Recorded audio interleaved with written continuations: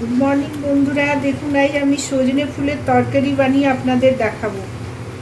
দেখুন ফুলগুলো নিয়েছি, এগুলো একটু বয়েল করে নিতে হবে। আর কি কি উপকরণ লাগছে আপনারা দেখুন। আলু একটু দিতে হবে কুচনো করা, সরষে বাটা, ওতে আমি রসুন লঙ্কা সরষে পিষে রেখেছি, টমাটারের পেস্ট লাগবে, আর হলুদ নুন পাঁচফোড়ন শুকনো লঙ্কা কাঁচা লঙ্কা। এটা একটু বয়েল করে নিই, তারপরে আপনাদের রান্নাটা দেখাচ্ছি।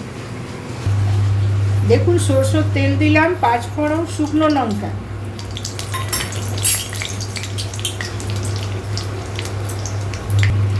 দেখুন আলুটা দিলাম।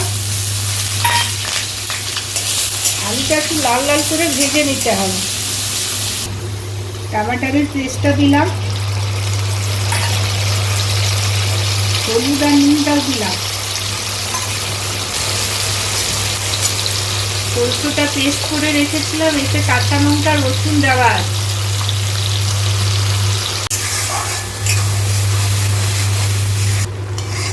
দেখুন মশলাটা আমার তৈরি হয়ে গেছে, ভেজে নিয়েছি। এরপরে আমি সেদ্ধ করা ফুলটা দেব।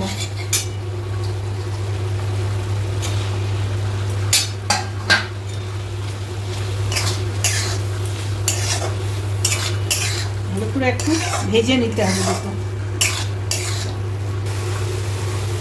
দেখুন ভাজা ভাজা হয়ে গেছে। এরপর আমি জল দিয়ে 5 মিনিট ঢেকে রেখে দেব। দেখুন জল দিলাম।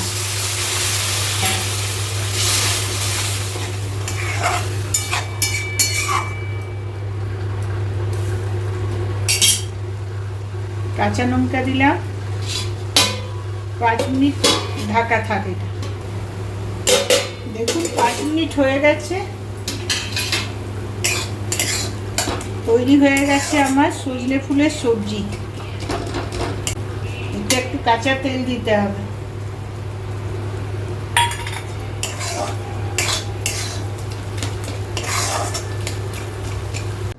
দেখুন আমি ফুলের তরকারিটা বানিয়েছি, আপনারা এভাবে বানাবেন, বানিয়ে খাবেন।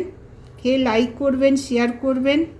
সুস্থ থাকবেন, ভালো থাকবেন। পরের ভিডিওতে আবার আসছি।